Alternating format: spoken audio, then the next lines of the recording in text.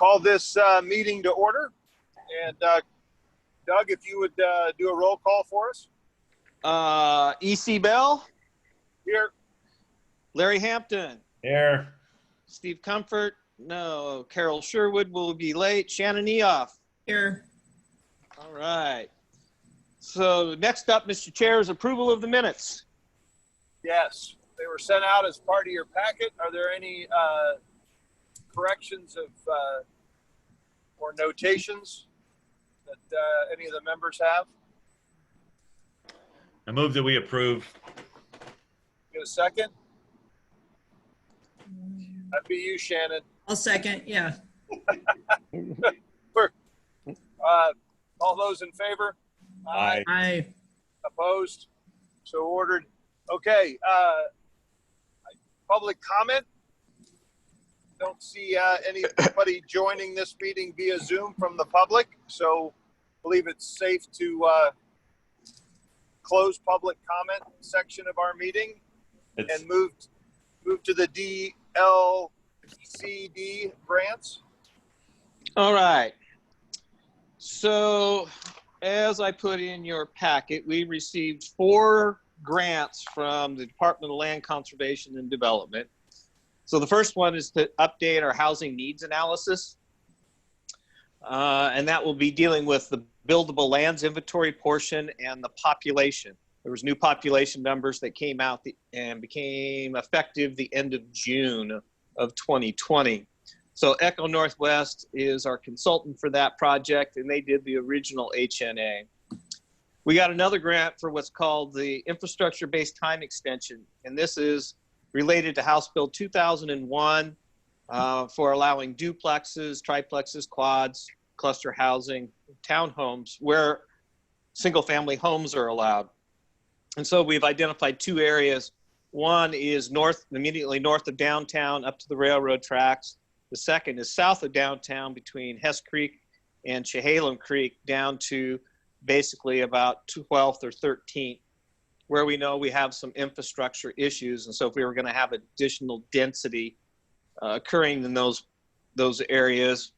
So we got a $25,000 grant for that. We got a grant for a housing strategy implementation plan for $50,000. Unfortunately, I was informed on Thursday of last week that grant has been withdrawn by DLCD because the state is having financial issues and cannot fund programs. And so that grant has gone away. The fourth one that we got was for middle housing.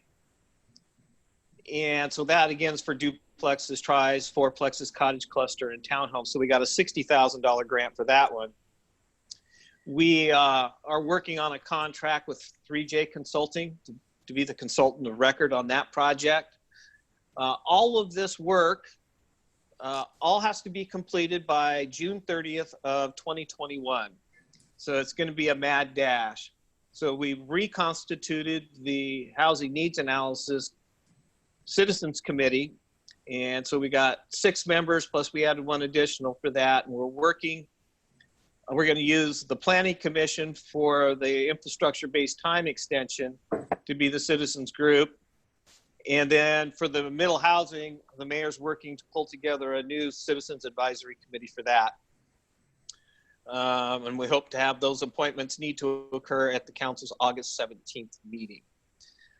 So that's kind of where we're at with the DLCD stuff. So a body of work to deal with on housing over the course of the next 11 months.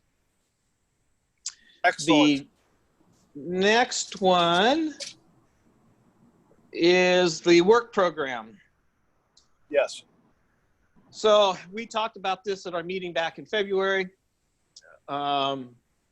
Council has as a council goal to promote development of housing affordability, such as houselessness, transitional housing, workforce housing.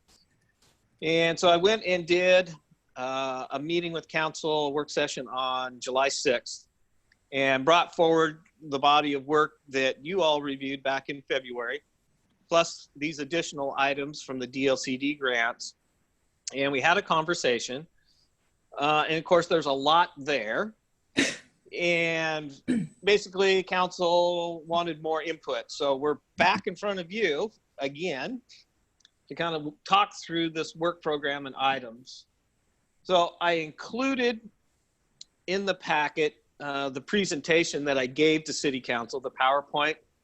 So you have that as some background. And then I included the list that's been updated from your February meeting, which has 45 items on it.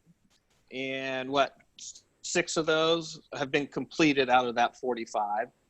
I put as a subset the HNA strategy stuff, but that's also embedded up in the 45. And then to try to make it easier for everybody is I put together a spreadsheet kind of showing the different projects that we've got that we're working on or potentially could be working on. So I'll just kind of run through this. So we finished the R3 annexation stuff. And Sue, might you want to share that up on the screen?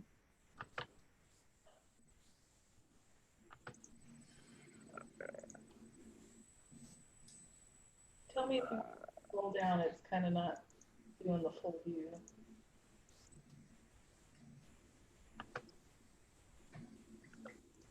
That's interesting.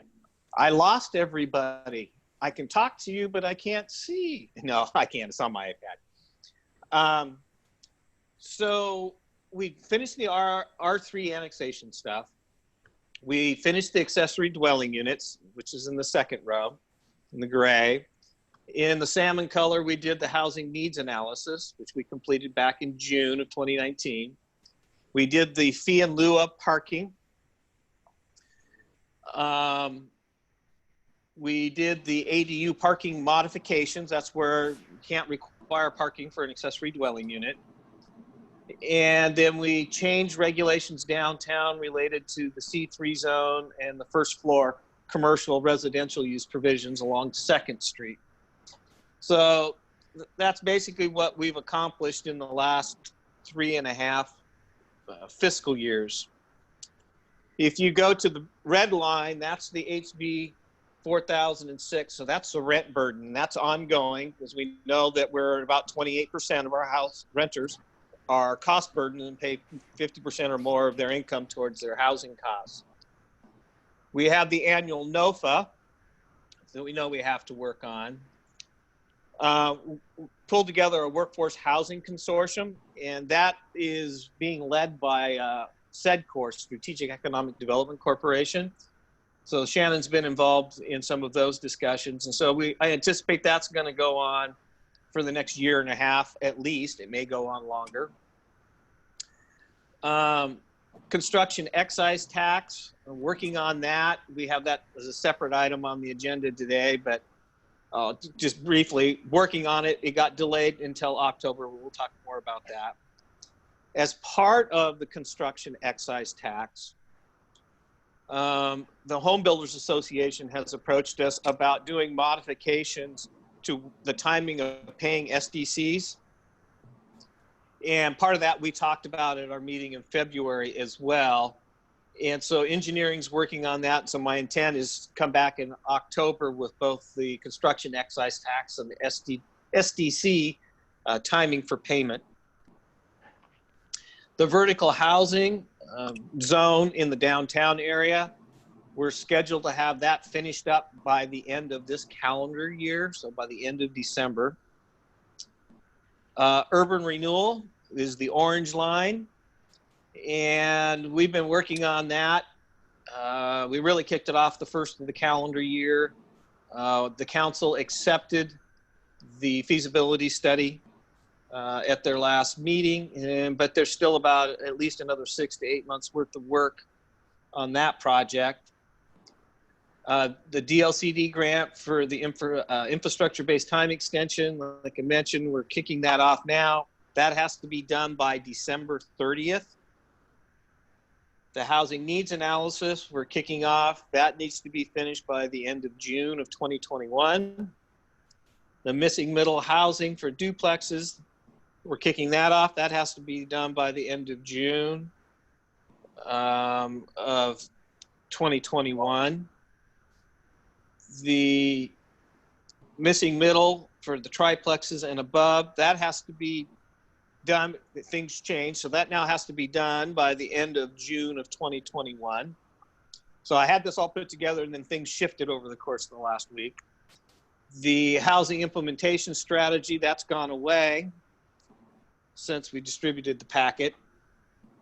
And a full analysis of land sufficiency within the UGB. And so we're working on the economic opportunities analysis. That will be done by the end of December of 2020 and then get accepted by council in probably February of 2021. So we've got a lot of work going on currently. Then we go below that. So you look at the last two rows on that page, and we've got establishing maximum lot size standards. Originally in the HNA, that identified doing that between July of 2020 and June of 2021. Given all the stuff up above, it's not going to happen. I don't have that much capacity. Same thing for minimum density standards. Originally, we wanted to start that. But again, it's a staffing capacity issue. Next page, Sue.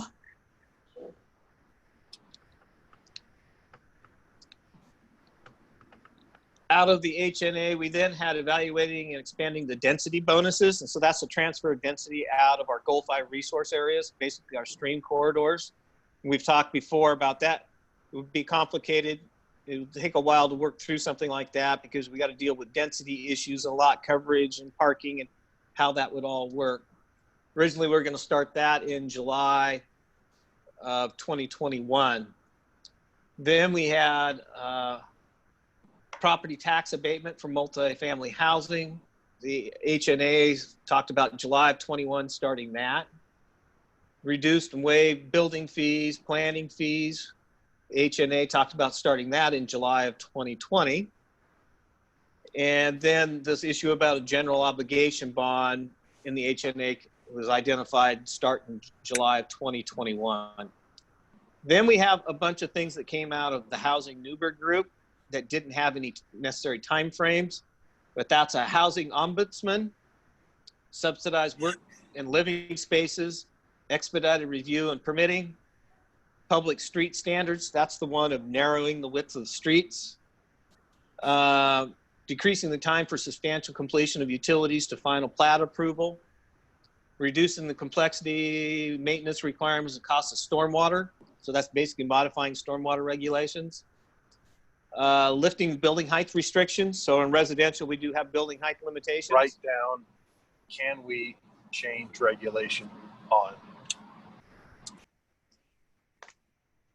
Then we got one about allowing sharing of utility lines, sewer and water lines for more than one residential unit. Lifting the restrictions on a second kitchen in a home.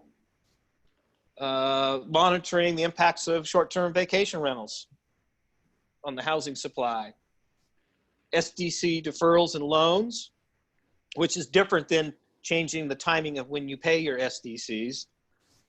Then we had one on manufactured home park preservation. That before we talked about was like the City of Portland model.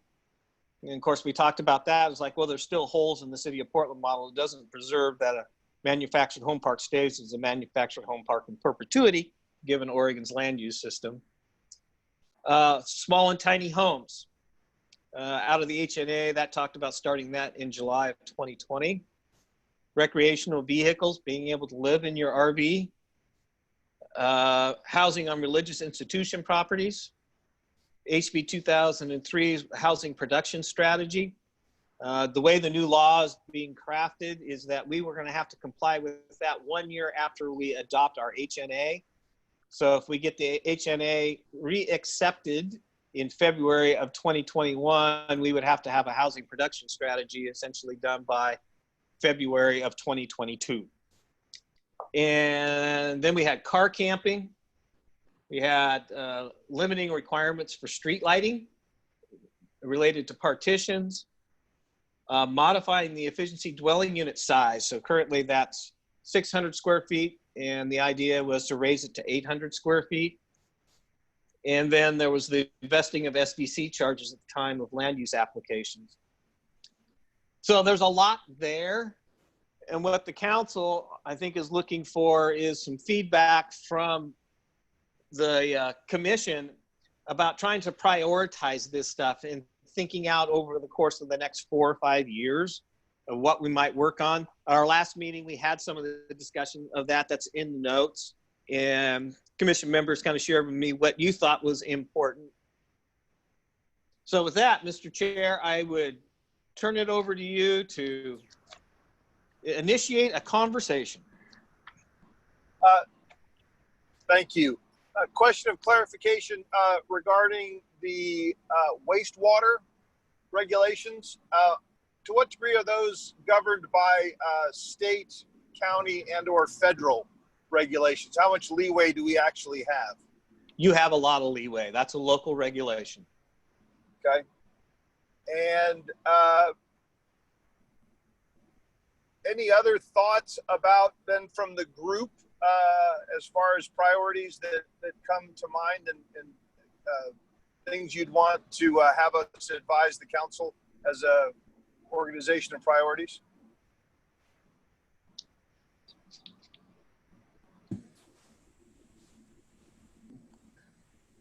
I would kind of, my thought is, I guess the easier, the low hanging fruit, like if we can establish that, that might be things dealing with the ADUs and RVs versus tiny homes, there's just so much. Yeah. I feel for staff.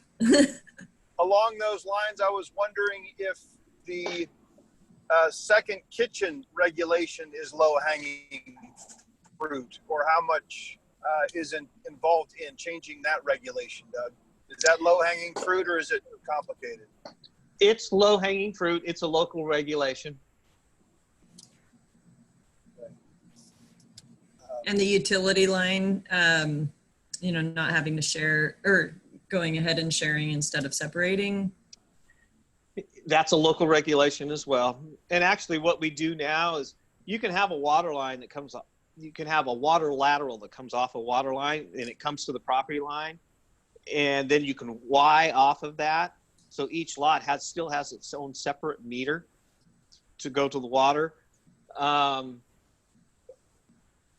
On wastewater, you can do that as well. You got your 2 pipes coming from each unit out, and they connect to one pipe, basically at the common property line, but it affects the size of that pipe instead of that lateral that connects to the sewer line that's in the street. I think part of this, thinking back about when it was raised, is there a way to make it even more flexible than what we already have? And so it's like, oh, you've got somebody on a house to the north and somebody's building a new house to the south. Instead of going all the way out into the street and tapping that, could I go maybe out to the property line and then turn and go north and connect into that sewer line or water line?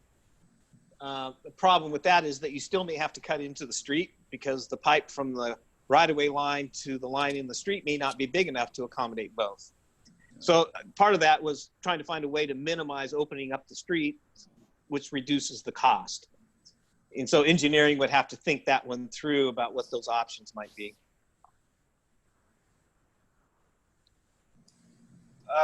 So we have a short list of some possible low-hanging fruit. Is there anything else that commission members see as given circumstances on the ground?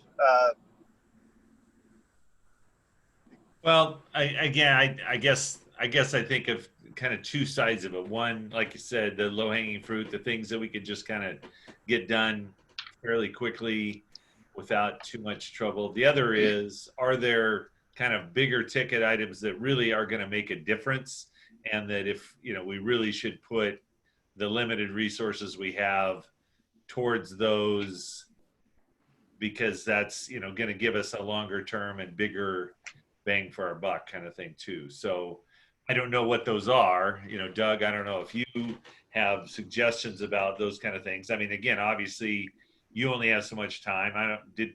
Did you ever get the assistant you were supposed to get? No. So It was still just mentioned me. It was mentioned at the mayor's cabinet meeting today, so I know our new city manager is interested and seems committed to it. So Lord willing. Good. I can say that I'm out recruiting for a planning manager position, and in the budget, there is another possible position if funding is available, but we don't know if funding will be available given the pandemic we're in. right. Well, I guess my thought about the kitchen thing is that it might open up a number of these bigger homes to do granny units and other things that might have a big impact without involving a lot of regulation, just because it's something I've stumbled over quite often anecdotally with people saying, I wish I could, or why couldn't I, that might have a rather immediate impact on some areas of that impact our housing constraints. Yeah. Is that too anecdotal, or Shannon, you hear that in the rental market? What do you hear in your clients? If I've talked to people about ADUs, they're usually planning on adding a separate kitchen just because we deal with mostly like single family and apartments. And so we actually don't have any units that would share a kitchen, if that makes sense. So if they're preparing to do a long-term rental, we've only had conversations about ADUs with kitchens themselves. So. Yeah, and so the way it works today is that an ADU, you can have an interior ADU to a structure, but it has to be physically separated from the primary residence, so you can't have a door that goes in between them. What's come up in the past is, well, we want to be able to have that connection. So mom or dad is living with us, but they want to have their own space. So we want to have their own kitchen in the house, and we have our own kitchen in the house, but everybody can use the house equally. Yeah. And right now, the way our regulations are written, you can't do that. Yeah, and I see that as the most benefit as people are joining families, like the generational aspect coming together more. I see that happening a lot, even with the rentals that we do in single family homes. They'll be bringing a parent in, or they bring their daughter and her baby in, or something like that. So yeah, I think that'd be really useful.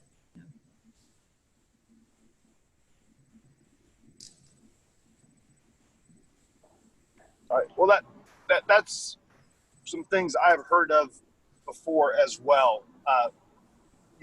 People wanting, kids who can't get a start in a house because of the entry level, but want a little bit more privacy, things of that nature. Okay. Would that, along with the existing priorities dictated by the time frame of grants, would that be one that we would recommend as being one that could have an impact and might be doable in the midst of the pandemic, that could have a positive impact on housing? Well, what I would say is, think of it this way. What I've shared with council, and I've shared with you before, is that, given the staffing that we had, which we don't have, which maybe we'll get back to someday, is probably do 2 or 3 items a year. So when you're looking at 40 items, you can do the math of how many years it's going to take.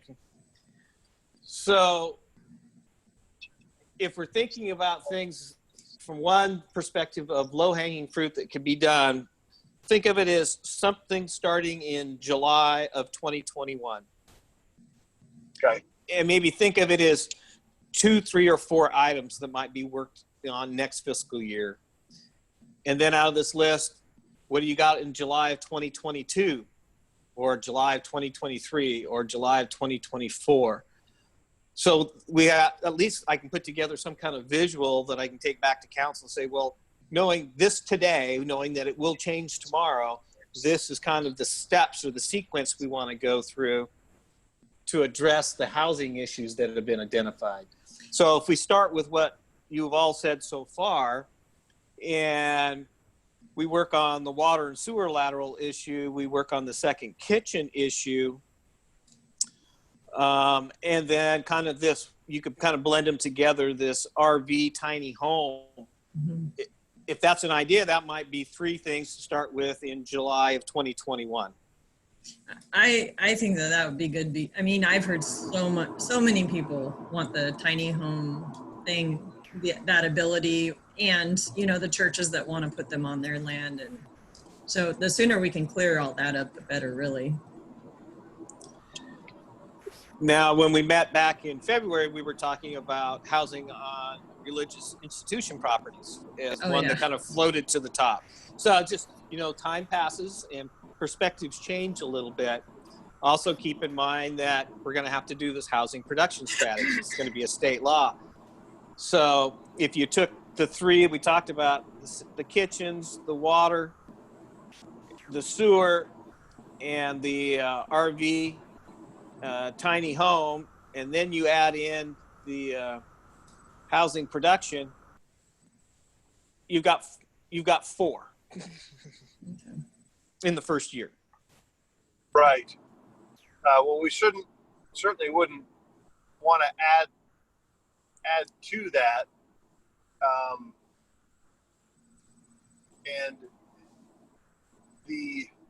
All right, so just trying to think in sequence, if we fixed, or if there was movement made on the RV tiny home, then would that open up in 22 the ability then logically to work on the religious institution, the religious land, the church plots? Would that be a good sequence, or am I thinking in line with the way things work in a city? That's one option.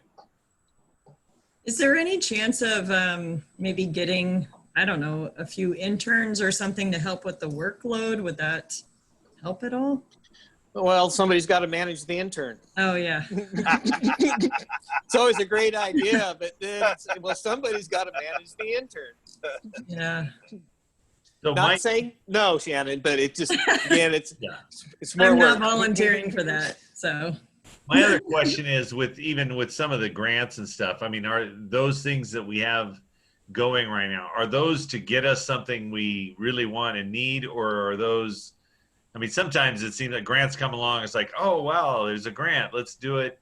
But then that creates a whole bunch of work. Are these things that are grants that are paying for things we have to do anyway? Or are these things that are kind of, oh, well, that would be nice to know, so we went for this grant, kind of thing? So the 4 grants that we got awarded, with one being withdrawn, are all things we're required to do. Legislature passed new laws. So we went after the grant money to hire the consultants to be able to do it. Now, the housing implementation strategy, that grant got pulled, but the state has said the next time there's a technical assistance grant opportunity, they encouraged Newberg to apply for grant funds to do that. Again, it's another state requirement. The housing production strategy, again, it's going to be a state mandate. We have to do it. And so I'll be looking for, is there going to be state money to help us do that work?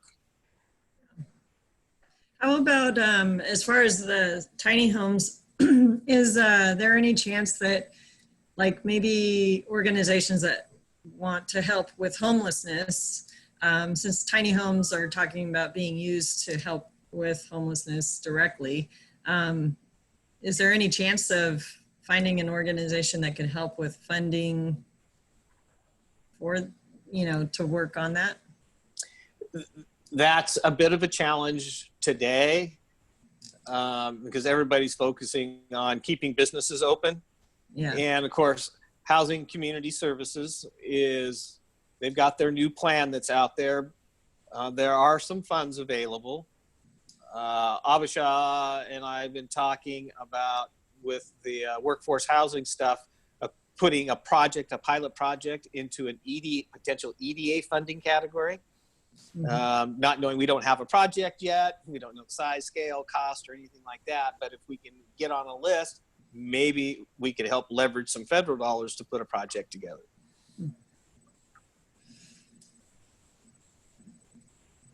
Doug, how many years out do you want these prioritized? So if we pull enough for 21 and 22, is that enough direction from the city to say these other things are important? I mean, for the commissioners, these are important, but we're saying, these 6 to 8 items are ones that we would recommend focusing on in 21 and 22, and then we can always revise once you hit 21 and things are different.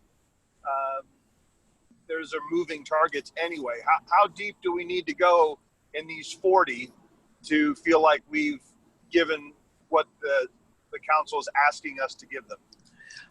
The approach was to get things kind of outlined out to fiscal year 24, 25, and then beyond that would be a catch-all list. It's not prioritized.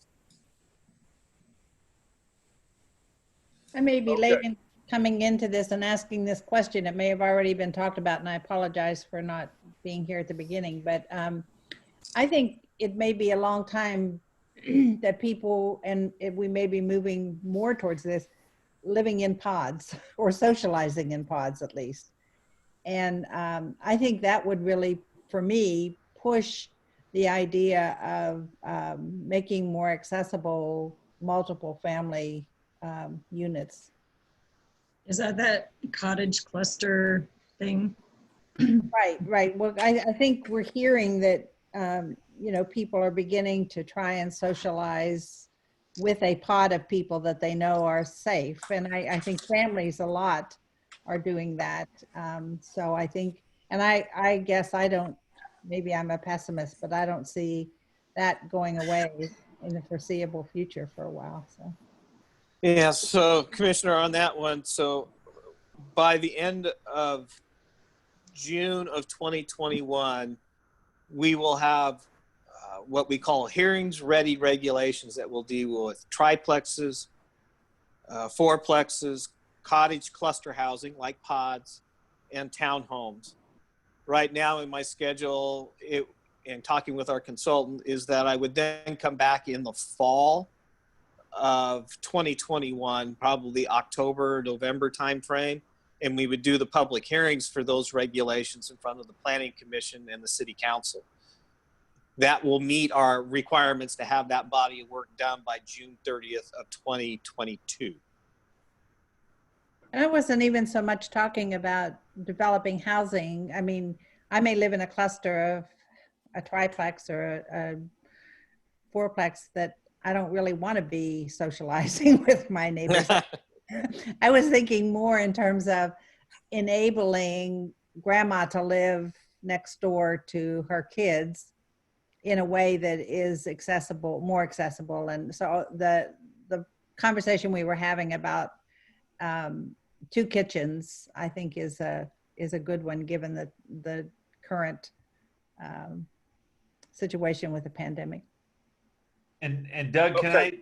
can I get a clarification? You're talking about basically being able to do 2 things a year. I'm assuming those are 2 bigger things, but I don't want to assume too much here. So if we named 3 things, if we talked about the kitchens, we talked about the water, sewer, laterals, and tiny homes, RVs. Whatever.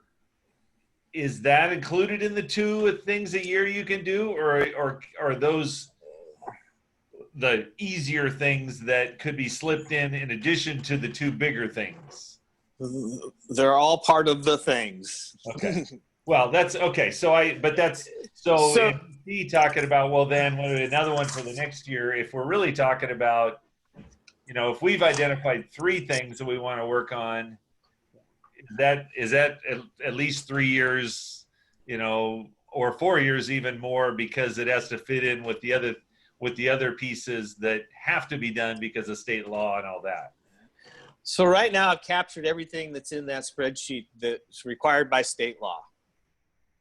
Doesn't mean every time the legislature meets, there's new laws, something new pops up.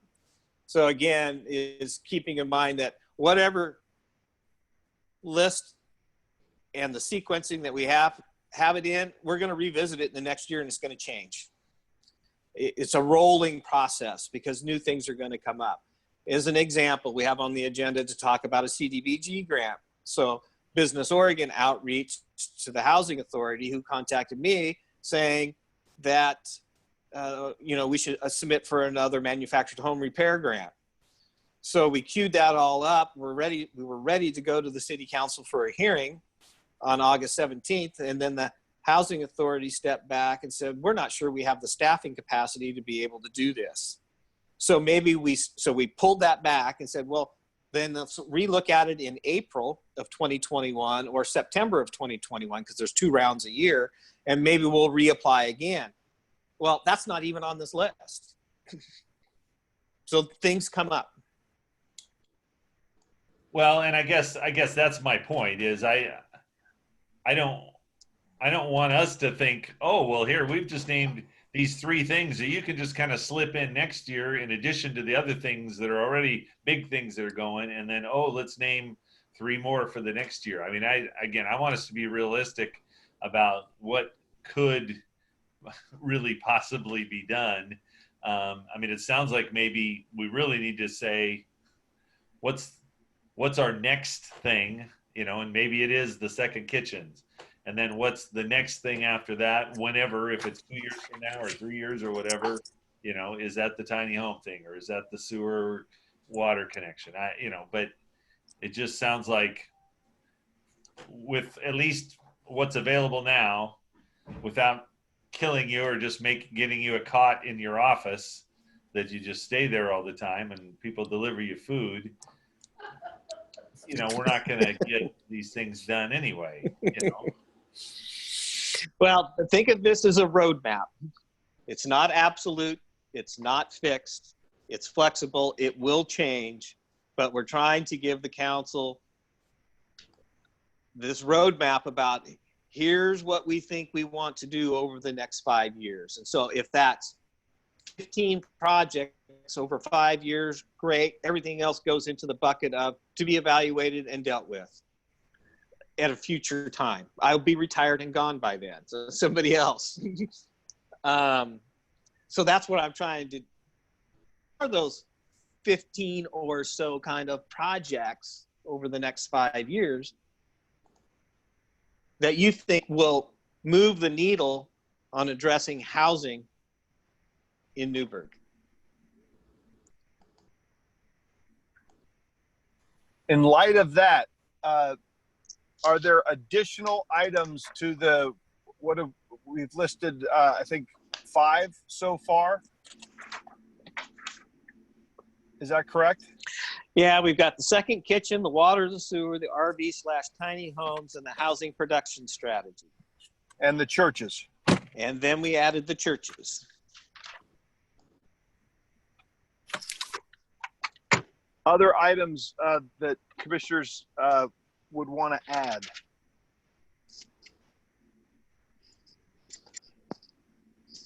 Well, I guess again are we assuming that construction and excise tax is already going to happen? Are we assuming some of these other things we've been working on already, those are kind of off the list? We don't have to name those because those are happening already. That is correct. Those are already in the work program and will be completed this fiscal year.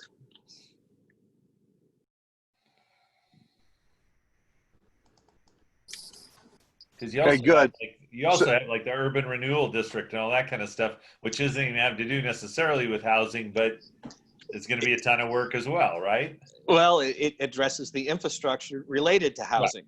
Right. So that will be done this fiscal year.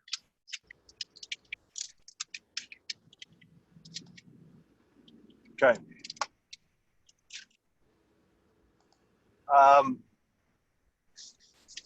Vertical housing, that's a development, but that's a development zone issue. So that's later on our agenda. Yeah, I'll give you an update where we're at. And so on this list, that's a project that we will finish this fiscal year.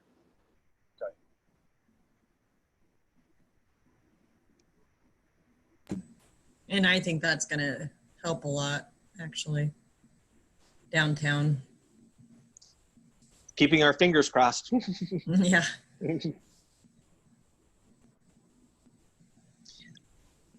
Well, let me throw this out for food for thought. Not saying that it's right, but at least it'll bring about conversation. What if you put in the starting July of 2022, how about addressing these maximum lot size and minimum density standards? Yeah. So then you'd have three. You're dealing with religious institution properties and you're dealing with some of these density lot size. So part of that is addressing so that we're trying to get as many units per acre as we can. So it's being more efficient with the land. It doesn't directly mean that the houses are going to be cheaper or less expensive. But it's come up as an issue since I got here. So last 5.5 years. So on that, and that's anywhere in city boundaries. So it's not like specific areas like focusing downtown with that, right? It's the whole city. Anywhere where you allow single family homes are R1 and R2 zones. If you were then thinking about July of 2023, looking at this list, I think this whole issue on short-term rentals is going to continue to fester. Yeah. On that, after we get through the worst of COVID, we're going to be dealing with it for a while, but vacation rentals are already starting to pick back up a little bit. Definitely not at all what they were, but they're safer than a hotel. And so that's kind of why they're picking up, but right. It's in that industry. So because, we're in wine country, it's only going to continually be there. It's going to be a permanent, it's going to keep growing. So and the issue there is whether or not we can have regulations that so many per block, so many per area of a part of the city as a way to try and limit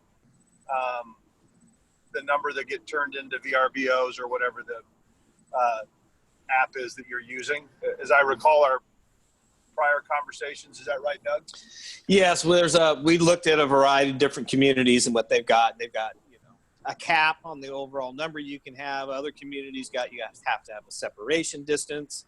Mm-hmm. How do you grandfather in existing units with the separation? And if one goes away, then maybe there are others and you can never reestablish a short-term rental at a prior location. And there's more. People have some creative ways. A lot of it comes from Hood River and then communities on the coast who are dealing with it on a daily basis. McMinnville does the permit thing within so many feet or yards. You can only have, one per, I think 100 feet or 100 yards, something like that. Could I go back to the density question? Is the density in the city different depending upon location, neighborhoods? Yes. I was going to say, I lived in the Crater Lane area over by Crater School, and they were building homes, one on the front of the lot and one on the back of the lot. And the Horton homes some of them had a very small front yard and no backyard. I mean, that's a pretty dense neighborhood. Yeah, we've got a variety of things. We start with a base of our R1 zone, which is currently 5,000 square feet, and our R2, which is 3,000 square feet. If you go back historically, what you're talking about in the crater area, we had some special designations. We had some R6.6. So you could get 6.6 dwelling units per acre instead of 4 dwelling units per acre. And so we've got these leftover, which are pretty much all built out now. Then we've got some special plan areas. So we've got the North Newberg specific plan, and there's still land to develop in that. And so it has its own special set of provisions on density. Then you've got Springbrook properties. And I wouldn't say that necessarily it's density driven, it's number of dwelling units overall within the master plan. But that translates back to density. Mm-hmm. And then we got another specific plan area over on the east side of down Springbrook Oaks. And almost all of the residential is built out in that. The last pieces are Friendsview is going to be expanding Springbrook Communities 2. And that will finish out all of the residential in that specific plan. But again, it had special number of units per acre for different sub areas within that specific plan. So it's a potpourri. So when you talk about changing the density guidelines, are you talking about tightening up the ones that are bigger, the lots that are bigger? Well, it could be right now what we have in our code. It says we have a target of 4.4 dwelling units per acre in R1. It may be that the target is 5, but you have to build it 80% of the maximum density. Interesting. Other communities, I've worked in other communities where we've done that. We had some other communities I worked in, we had a range. So in what our R1 is here, it would be you can have from 1 to 6 dwelling units per acre, but you had to build at 80% of the 6. So it was discouraging those larger lots and not being efficient with the land. Mm-hmm. Then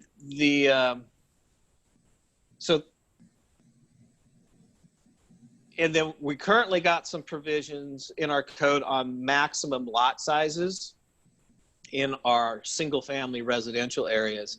And it's actually relatively large. And so it would be looking at, should we reduce that maximum size down so that maybe you can't have a lot larger than 7,500 square feet, just period. And then you got to balance that with the density requirement of meeting 80% of the maximum density. So, but it also then takes away a different section of the market because there are some who want to have a larger lot. Yeah. But then we have issues on the other side where we have advocacy groups who want you to be really efficient with your land and try to get as close to your maximum densities that are in your plan as possible. So again, there's never one right answer. There's always tension. There's push and pull. All right. So that I think is rated as a pretty high issue. As you said, again, when I came in here, Rick Habitat had just made some changes, but then that's well over a decade now. That's close.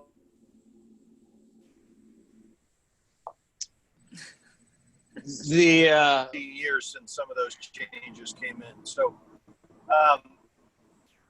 would that be something then for space in 22? So far what I got is the religious institution properties, the maximum lot size and the minimum density for starting July of 22. For July of 23, we talked about short-term rentals as one. And another one might be expanding the density bonuses.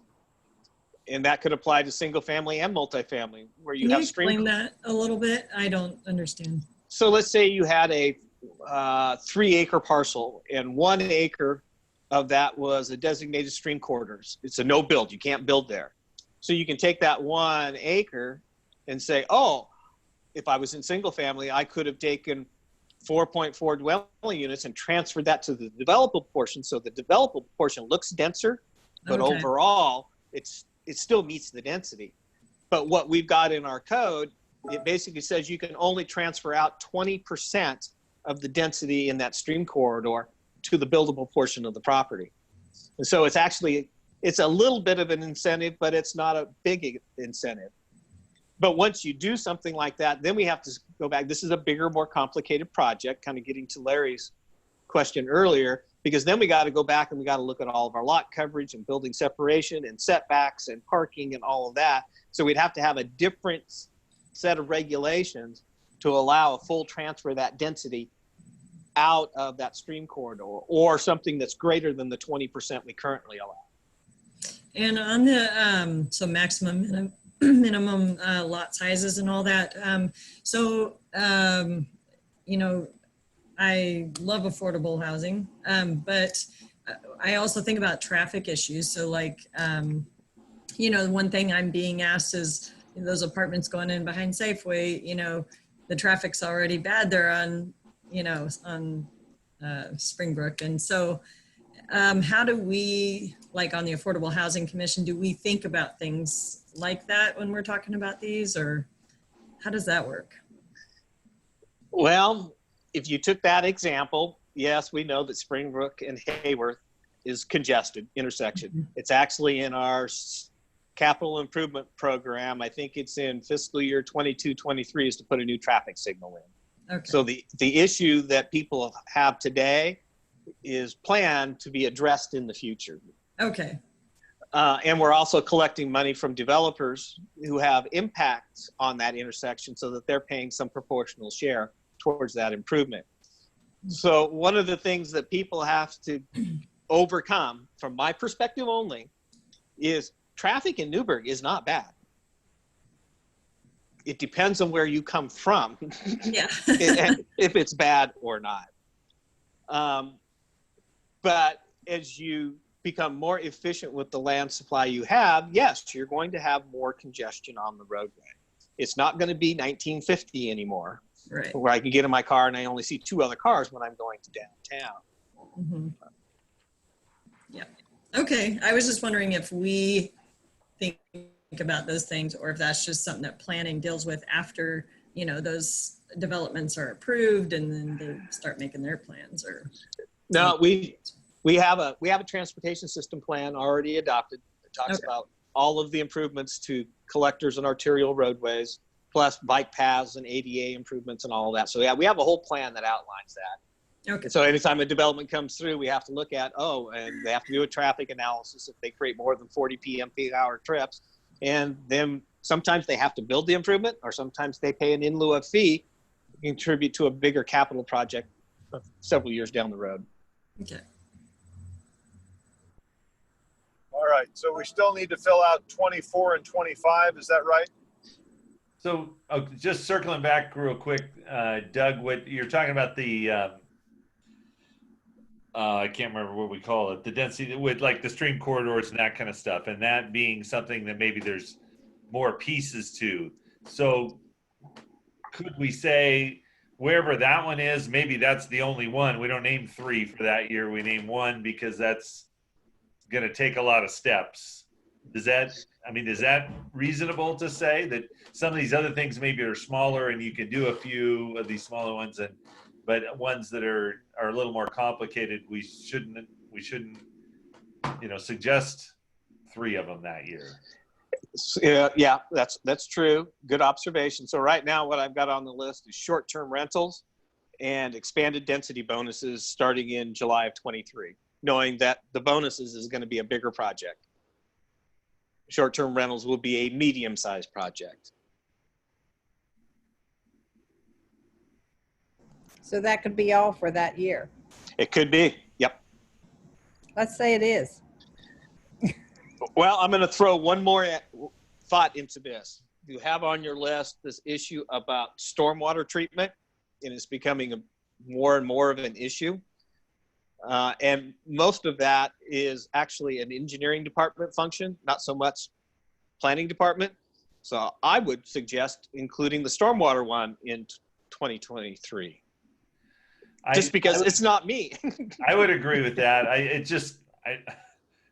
From my observation, it seems like those regulations have gotten pretty huge. I mean, what's required, I mean, even like on one of those little teeny habitat homes, the amount of, you know, rain garden stuff we got to do or whatever.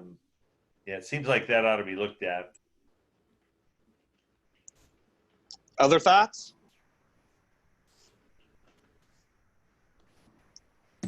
I agree. It was on my list. So then with that, then we're looking at July of 2024. I just hope to still be alive by then. So do I, Larry.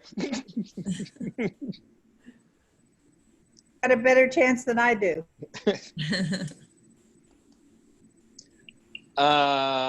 Looking at the list.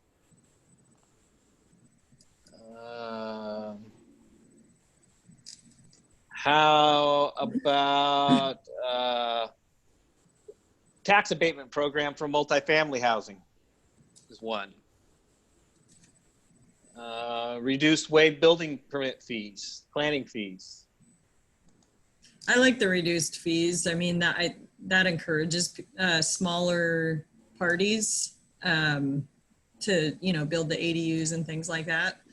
Because it's, you know, if you just want to build an ADU at your house and you have all these permitting fees, my mom just kind of went through some of that in planning for her own property. And, you know, it's when, you know, people that are older don't have a ton of income and they want to just have extra income from their property, it's a little bit harder to build.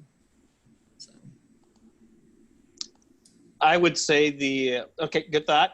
I would say the general obligation bond, that's a future thing. That's a big topic. The housing ombudsman, I think that's a little bit in the future. The subsidized work living spaces, I think that's a future. Decreased time from substantial completion of utilities to final plat. That's something that could be in the July of 24. Along with the fees. Yes. Okay.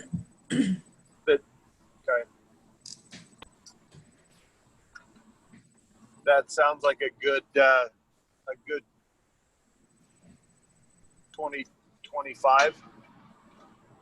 It'd be the July of 24. Sorry, 24. So sharing lift restrict on second kitchens and short term. But I do think by 25, if there's been any economic recovery, the ability to talk about a bond at that point would be reasonable. That's 5 years out or four budgets out.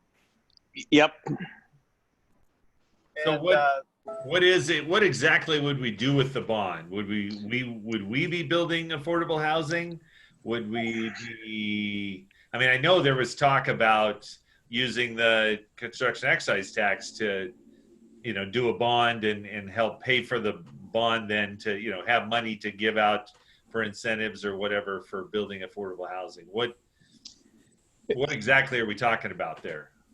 The concept would be if you had funds available, is that we would not be building houses. We would partner with developers who are building houses to get certain number of units that meet the 80% or less median area income over a prescribed period of time. Yeah. Okay. I don't want the city to get in the business of being a home builder or an apartment builder. Yeah. Or a landlord. But it is the ability to generate more funds to encourage builders to do that and help with whatever we help with, SDCs or what have you, right? Yes. In line with that is tangentially, the mayor asked me today at the meeting, because the Crestview property has started to move dirt around, and whether or not we've heard anything about their willingness to continue their commitment with deed restricted. Can you touch on that at some point in our meeting? Can we put a pin in that? That topic reminded me of that, if you've had that question that the mayor had. I will bring that up later. Yep. Thank you. Yeah, he talked to me too, so he really wanted us to talk about it. Another one we might think about for 2025 is this efficiency dwelling unit and the size in the SDCs. So right now, an efficiency dwelling unit is 600 square feet or less. To raise it to Question, 800. raise it to 8. Mm-hmm. I like that.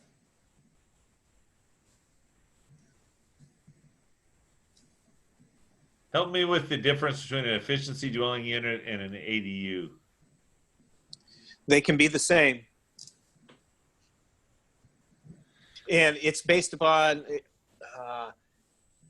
it's the number of bedrooms that you have in an efficiency dwelling unit and the number of fixture units and size. Okay. So in general, is an efficiency can be smaller than an ADU, or what? Yeah, I mean, theoretically, you can have an accessory dwelling unit that is an efficiency dwelling unit that has a reduced amount of SDCs that they have to pay if you meet certain parameters. Right. If you were an ADU that was over 600 square feet, you don't get those discounts in your SDC. Right. Okay. So some people have come to me and said, well, why don't you raise it to 800 square feet? I look back and I don't have the file pulled up, but you know, our ADUs are averaging right around 500 to 600 square feet.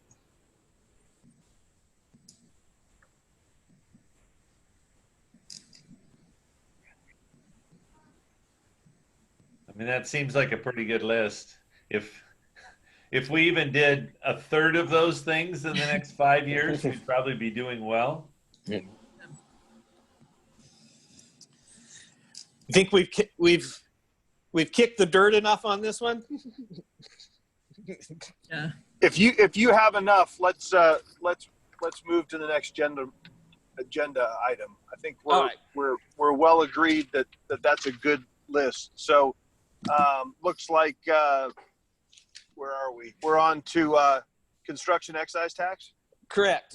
So from where we're at in January, you had done your review, made your final suggested revisions based upon the list of questions that I had presented to you. We were set to go to council in April. The pandemic hit. We stepped back and looked at it and says, is this really the right time to implement a new program? And took that to council. The council agreed, no, let's defer that. So I will be going back in October in front of the city council with your recommendation for construction excise tax. So the thing to remember about that, it applies to new residential units. You also put in that if you're doing an addition onto, you're adding living space, if it was under $100,000, is that you don't have to pay the construction excise tax. Those are kind of two of the bigger pieces of that. So everything's all packaged up and sitting there. I just need to get it in front of council. That's all I have on that one. Oh, and then the home builders. So that's where they brought up about changing the timing of when they have to pay their SDCs. Right now, they have to pay at the time of issuance of building permit.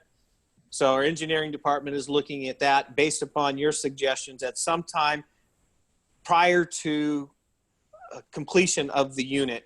And so we're trying to find the right time and when that would occur. We don't want it to be, 2 days before somebody's going to occupy, because something will go wrong. So we're trying to find a right trigger date a couple of months in advance that they would have to pay their SDCs, and that will require engineering to recalculate their 5-year CIP because it's going to change our revenue stream, which we talked about last time as well. Very good. All right.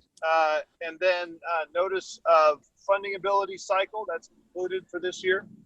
So we came back with the one in the spring. So I opened it up on April 23rd. So this was to deal with the grant to deal with ADA ramps. And of course, timing didn't work out because during the pandemic, and we got no application responses. Given the fact we were just going through this whole, what are we going to do over the next 5 years? I'm suggesting we wait until and do a NOFA in January. Is I didn't have time to put one together. Any objection? No. All right, great. So January 2021 sounds reasonable. Thank you. Okay. Then the next one is the vertical housing. I've kind of mentioned this in the list. So we're getting closer. We'll have this one completed in front of council before the end of the calendar year. Keith is working on a financial model looking at the Union Block building so we can try to go to the taxing districts to give them an idea what they might forego in a potential typical project in downtown Newberg. Once we get that model put together, then we got to sit down and meet with all of the taxing districts and explain, and they have the ability to opt in or opt out of the program. So there's more work to do over the course of the next 5 months. Okay. Then the Riverfront Plan. This is more informational. And so it was accepted back in September of 2019. We've got consultants working on the implementation for comp plan, comp map, zoning, development code regulations. We've already had a work session with Planning Commission and City Council. Got feedback from them. We are scheduled to go for hearings before the Planning Commission in October and the City Council in November. In addition to that, I'm working on annexation of properties that are outside the city limits, but within the UGB. I'm talking with a variety of property owners, around 12, to see if they want to annex. If they do, they don't have to pay an annexation fee. They just have certain forms they need to fill out, and staff will take care of the processing of everything and write all of the findings. So we are moving forward. How this ties into the Affordable Housing Commission, because there's land designated for housing in the riverfront area. And so we're trying to leverage that and move that whole program forward. That then ties directly into the urban renewal study. So as I mentioned, council accepted that. So I'm now in the process of creating an urban renewal agency that's scheduled for August 17th. Then we will start working on the plan and report, get that done in the fall, early winter, and then start in through the whole coordination issue with the taxing districts and public hearings, with the hope that we'll get it finished up in May of 2021. And again, that is infrastructure focused so that we can address partnerships in some shape or form, putting in streets, sewer, water, storm drainage systems, which reduces the cost of development. But it brings us assessed value and jobs and housing. Is this all just going to happen around the mill? This is 599 acres of land. So there's about a little over 100 acres in the downtown. There's 460 acres in the riverfront area, and then it's connected by River Street and Blaine Street. And then there's some area to the west of Blaine Street that's high density residential that's underutilized. And the committee recommended putting that in. So that's kind of the general geography. And there's a donut in the middle. So the school district property is part of the donut in the middle. They would not be in the urban renewal district. And then the last one is the CDBG. And I mentioned that we were going to apply for a grant because Business Oregon outreached. But staffing capacity limitations came up last week after I sent this report out. And so we're looking to delay that to either April of 2021 or to September of 2021 to make an application. Okay. And I take it there's no closing window. There's just cycles that you have to hit on an annual basis. Correct. Okay. Excellent. Is it the Crestview or property? Yep. So in the application that JT Smith Companies made to the city, they identified 12 to 15 units to be deed restricted at 80% or less of the median area income. In conversations we were having towards the first of the year before the pandemic, part of the construction excise tax, they were looking at their pro forma and shared that they couldn't do both. pay a construction excise tax and do the deed restrictions at the same time on X number of units. We were focused and have been focused for the last 6 months of getting their joint core DSL and DEQ permits all issued. That ended up happening. So the mayor as well has talked to me about revisiting with JT Smith on their project about the deed restrictions. I shared with them, the conversation is not done. It's just right now we're focused on trying to get public improvement permits out the door so we can get that moving forward, because they're still a year plus away from even starting to build any houses. Okay. So it sounds like he's reached out and talked to a couple of you as well. So, and he's brought it up at the council meeting too. So the issue is that obviously if they were starting to build now, it wouldn't be an issue because we don't have a construction excise tax in place. But even with the delays, it's likely that they won't put up a 2x4 or pour a footing until a construction excise tax is likely in place if it passes. Correct. I'm not looking for them to do any construction of homes until probably the summer of 2021. So hearing you talk about that, I'm thinking that that's going to come up more with developers, is if they're agreeing to deed restrictions for affordable housing, that because that reduces their income levels to pay for the projects, that they'll probably ask for waivers of the CET. I can see that that's probably going to happen more than once. Any thoughts on that? Do we have any information from cities that have it in place as to whether or not they've had to navigate that issue once there was a seasoning process and it was just a part of the rhythm of building? I did not find any of that in any of the research I did. Does not mean it did not exist. I just didn't find it. Is that something that staff, what would that, it makes sense that it would be an issue on people who are building in the transition. The longer term question, I think, as far as impact, would be to know whether or not it was an ongoing issue 3, 5, 10 years down the road once that tax was a part of just the rhythm of a town. And I think, with some of these programs, they're so new, they don't have a history yet. Hood River is probably the best example of a community who has some history. And as we talked about before, is the Portland model is so different. You can't do an apples to apples kind of comparison. So I'm not sure if the issues probably may have come up. I would have to do some more digging to find out or not. But remember, if somebody is building a unit that is and puts a deed restriction that's 80% or less of the median family income, they don't have to pay the construction excise tax On that one unit. Oh, okay. So they do get out of it for those units anyway. Mm-hmm. That's okay. On the proposal that you prepared. Yep. Yep. Right.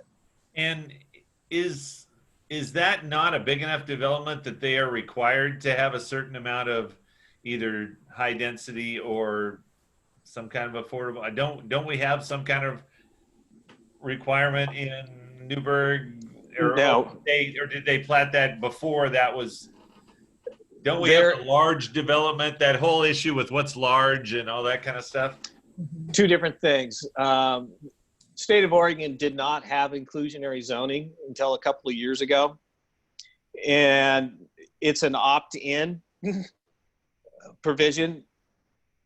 And communities, my colleagues that I've talked to around the state, is the law that got adopted is not very workable in Oregon.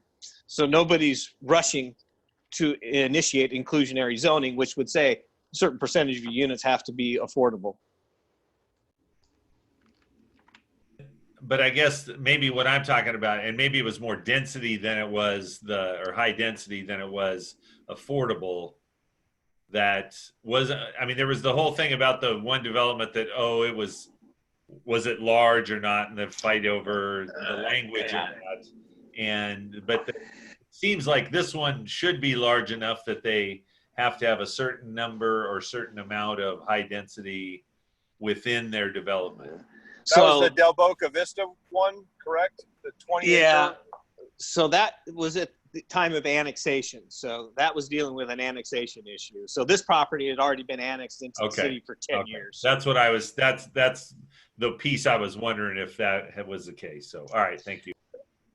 But as well is that they are actually doing higher density development in Crestview Crossing, because they've got 51 apartment units and they've got detached single family units down to lot sizes of 1,500 square feet. So it'll be much denser than what you've typically seen in Newberg. Which theoretically might mean a little more affordable anyway, even without the 80% kind of thing. Yeah, originally, you know, early conversations was trying to hit a price point in that, you know, $300,000 range. But we all know material, labor costs, and everything continues to rise. So right now, I don't know what their anticipated price point is. Right. Okay, that's a helpful update. That looks like we've come to the conclusion of our agenda. We have our next meeting October 27th. And at this point, I would imagine we're planning that being a Zoom meeting. That is correct. So we'll, unless all of us get it and are immune. I'm hoping that the next meeting you won't be driving. That makes me very nervous. All right. On the other hand, EC, you've done an amazing job with keeping up with what we're doing while driving. I hope you've done half as good a job driving. So far, so good. I mean, you know, little towns in are beautiful. Well, and it is Idaho, so I know, you know, people drive differently there anyway. There's a lot of margin for error in Idaho. So very good. So hearing no other items, we will move to adjourn the meeting. Thank you all. I appreciate it. All Good right, work. Thank you, Doug. All right. Bye-bye. Stay safe.